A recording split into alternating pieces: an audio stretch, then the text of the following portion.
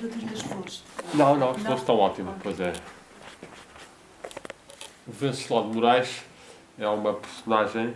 realmente que saiu cedo de Portugal e acabou por ter poucas relações com Portugal. Mas, curiosamente, é-me grato poder dizê-lo aqui que ele dizia que tinha uma predileção especial pelos algarvios e pelo Algarve. Enquanto que ele não conhecia o norte de Portugal, ele esteve cerca de 4 meses a servir na Marinha aqui na zona de Faro, como num barco de fronteira, de doana, de controlar os contrabandos, e teve também em Olhão, tendo até tido uma experiência amorosa, e de facto esta parte de Venceslau de Moraes é importante, como ele confessou a certa altura. Eu sempre vivi para o coração, ele diz a certa altura do seu caminhar, e quando esteve aqui nessa época, ele era ainda um oficial relativamente de grau pouco ainda desenvolvido, teve um romance com uma das filhas do Cabo Jesus aqui em Olhão, que resultou em que houve uns certos mexericos que chegaram à namorada dele em Lisboa, que resolveu trocá-lo, como ele diz, por um ator de meia tigela, e ele ficou muito desgostoso com isso e resolveu partir para o Oriente. Portanto, daí que ele depois diga que, graças a essa mulher algarvia, ele conseguiu chegar à terra do sonho dele, que foi realmente o Japão. É curioso que o Venceslau nasceu em 1854 e em 1876, com 22 anos, ele descreve um texto de ficção que é já uma certa antevisão também da sua busca do Oriente e da busca da mulher amada. É um homem que, de facto, não tanto como o Fernando Pessoa, mas desde muito cedo ele começou também a escrever jornalinhos e poemas, etc. Portanto, era um homem que tinha também, como ele diz mais tarde, a mania da escrita e, contudo, a vida de marinheiro. Ele, portanto, nasce em 54, em 1871 entra na Escola Naval e depois vai subindo até chegar a capitão-tenente, tendo alguns postos, comandando alguns barcos e, sobretudo, depois de ter feito a zona de Moçambique e da África e ter feito uma viagem a Filadélfia, também vai-se concentrar mais na zona de Macau, Sião, China, Japão, e é numa dessas viagens que ele descobre o Japão e fica realmente fascinado com aquele país que, quanto a ele, tinha resolvido as grandes questões, que era o culto da beleza, o culto da felicidade e o culto da limpeza. E tudo isso o Japão tinha, para além de uma paisagem realmente que para ele tocavam, e ele diz-nos mesmo que sentia os cheiros das cores. Ele diz-nos isto já no fim da sua vida, que depois já não consegue sentir, mas o impacto inicial do Japão nele foi extremamente grande. O Venceslau era, de facto, um contemplativo. Era um homem com uma sensibilidade muito grande e, portanto, foi tendo as suas desilusões ao longo da sua vida, que podiam ter tornado mais misantropo do que foi, mas, de facto, ele, desde 1916 até 1929, ou seja, os seus últimos 13 anos, ele vive sozinho, com os seus gatos, com os seus animais, com as suas plantas, mas vive um bocado numa certa tristeza e com um culto da saudade. Um culto da saudade de tal forma que houve quem defendesse que o Venceslau tinha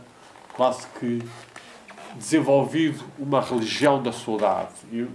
bocado numa linha do Teixeira de Pascoais e da Nova Renascença, que também tinham falado, o Venceslau tinha esse aspecto. Contudo, se bem que a saudade seja muito importante nele e ele tenha muitas páginas em que trabalha,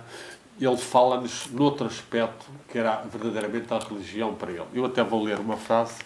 que é para prestar a primeira homenagem ao Venceslau, não estar só eu a falar e, no fundo, a detropá-lo, e vou ler uma pequena frasinha que ele escreveu em 1924, portanto, já uns anos antes de morrer, cerca de 70 e pouco, com 70 e tal anos de idade. No tempo a que chegámos, diz-nos ele, no tempo a que chegámos, um intelectual não pode esgrimir pelo catolicismo, nem pelo protestantismo, nem pelo budismo, nem pelo montanismo. Ele tem de convencer-se que todas as religiões valem, colhendo delas a essência para uma nova religião. 2 pontos, a piedade. Esta pietas, ou piedade, é uma palavra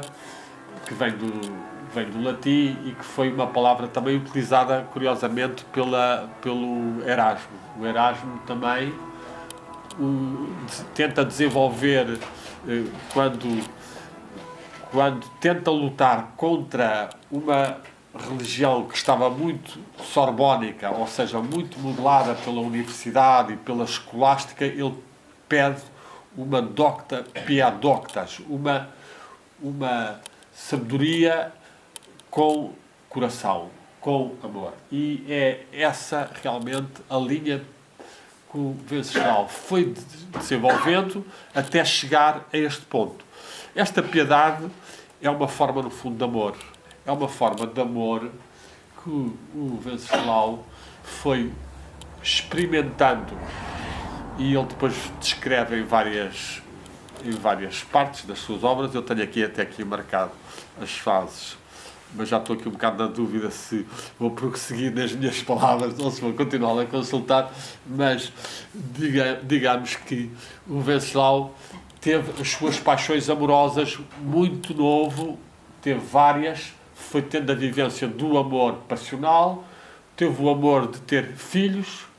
e depois começou a sentir, na medida em que teve uma relação com uma japonesa que durou até ela morrer e que durou cerca de 16 anos, ele diz-nos mesmo que o que era amor se foi transformando em amizade, se foi transformando na partilha das cumplicidades, as mãos que se tocam, o afeto, o apoio, e é essa, no fundo, transformação que o Venceslau vai fazer, tornando o amor como uma energia que une todo o universo, é uma energia de atração, de coesão de todo o universo, com vários tipos de nome. E ele diz mesmo que realmente, numa das cartas, uns poucos anos de morrer, que o entristece mais naquele momento é ele a ter medo, a admitir que pode vir a morrer sem ter um olhar terno de alguém a acompanhá-lo. E confessa que essa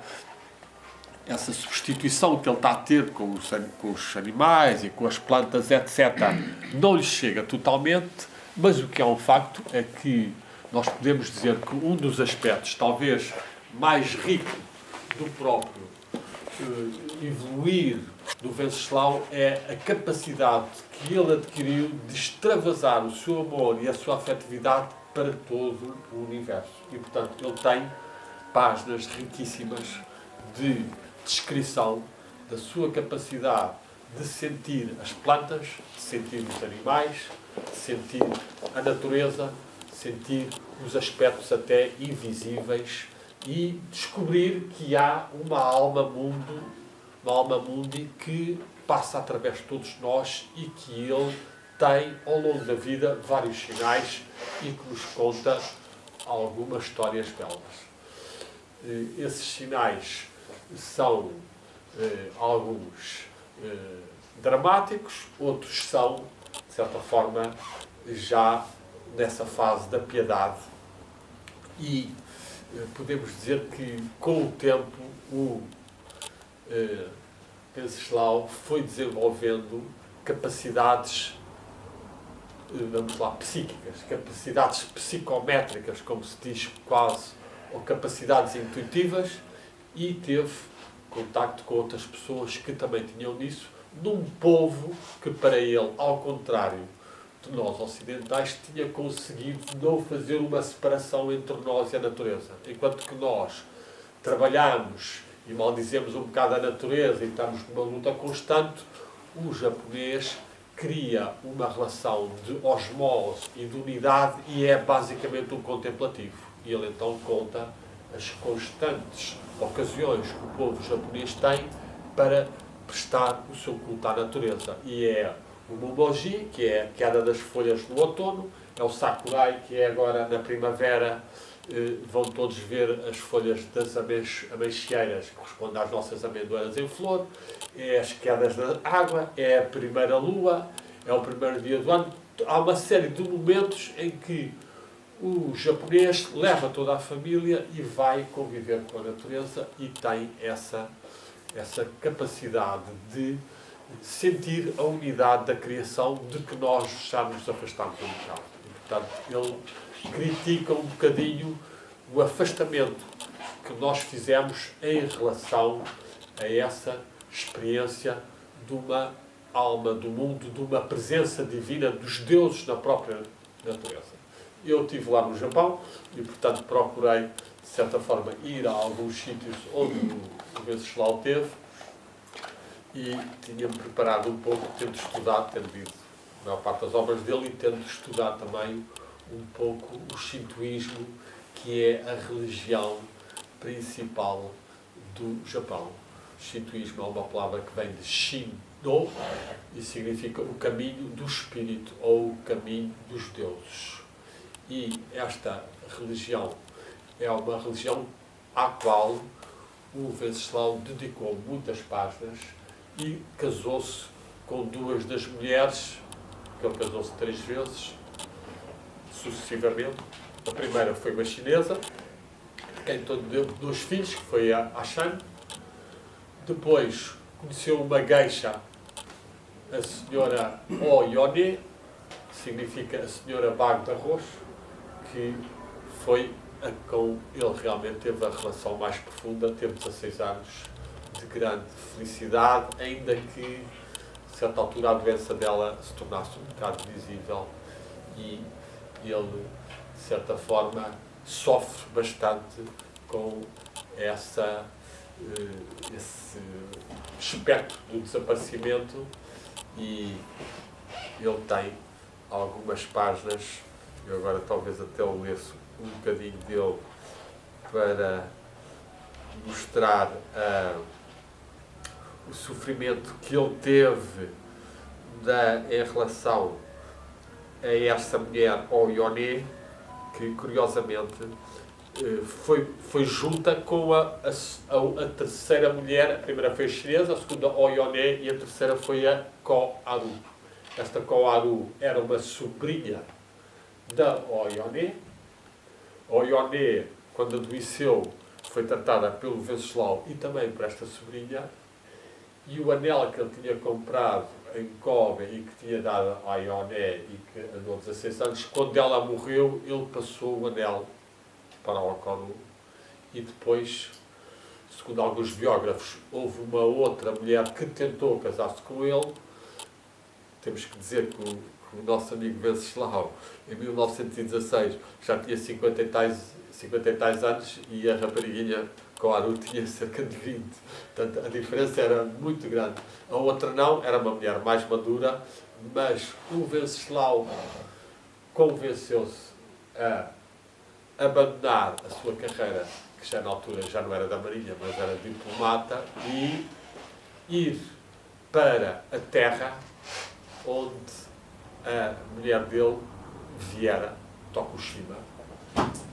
e onde estava Ko-Aru também. Ko-Aru foi para lá também, começaram a ter, portanto, um relacionamento, diz que se casou, não há certeza absoluta, mas parece que sim, um certo relacionamento, mas um relacionamento mais irregular, etc. O que é um facto é que ela também adoece ao fim de 2 anos E o Venceslau, de novo,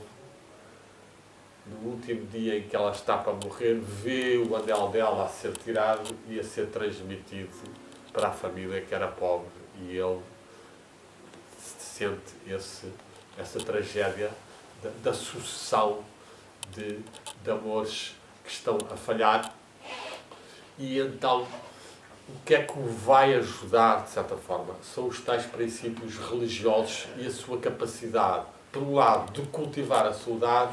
e a capacidade de intuir a presença invisível desses seres. Portanto, na tradição shintoísta e na tradição budista, os espíritos, quando morrem, apenas saíram do corpo e continuam. E têm o seu local dentro de uma casa chamada Kamidama ou Butsodama. Butso é da linha budista, o Kamidama é do shintoísmo. E é uma espécie de pequeno sacrário onde está algum símbolo religioso ou, no caso dos budistas, está um nome dos antepassados. E, diante desse altar, é oferecido com regularidade ou água, ou flores, ou frutos, de tal forma que o Venceslau, por mais de uma vez, refere que a essência do culto shintoísta, e isto é mais ou menos consensual da maior parte dos especialistas de shintoísmo, ainda que haja outras fontes também do shintoísmo, e eu acho que também as outras são muito importantes, mas a base do shintoísmo é o culto dos antepassados. Portanto, qual é a ideia?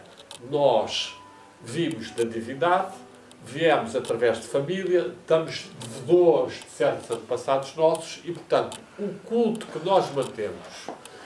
de estarmos gratos por termos descido aqui à Terra e estarmos a usufruir da benesse de estarmos vivos e estarmos a desenvolver a nossa espiritualidade, deve ser transmitida verticalmente, ajudando todos esses antepassados a receberem também e a ligarem-se mais com Deus, e os que já estão mais luminosos e mais harmonizados abençoam-nos a nós. Portanto, há uma grande confiança de que, e isto é importante sobretudo no shintoísmo, mas também no budismo, que normalmente, ao fim de uns tantos anos, e sobretudo se uma pessoa é uma pessoa normal, uma pessoa boa, essa pessoa já é um espírito luminoso, já é um espírito que não está a precisar tanto de nós, mas pelo contrário, nos abençoa. E então o Venceslau vai passar a ter uma relação com esses dois espíritos que estão do outro lado e que são para ele o mais importante. É evidente que ele tinha tido uma mãe e um pai que tinham morrido, mas o que perpassa pelas obras, e ele próprio afirma, são realmente esses dois seres, o Yoné e o Karu, que ele amou e que o amaram, e que ele,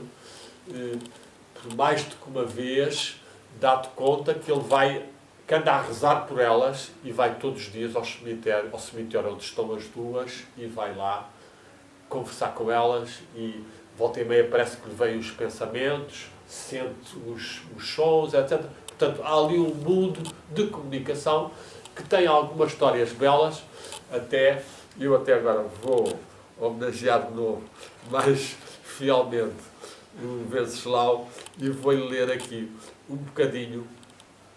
de uma das histórias que ele conta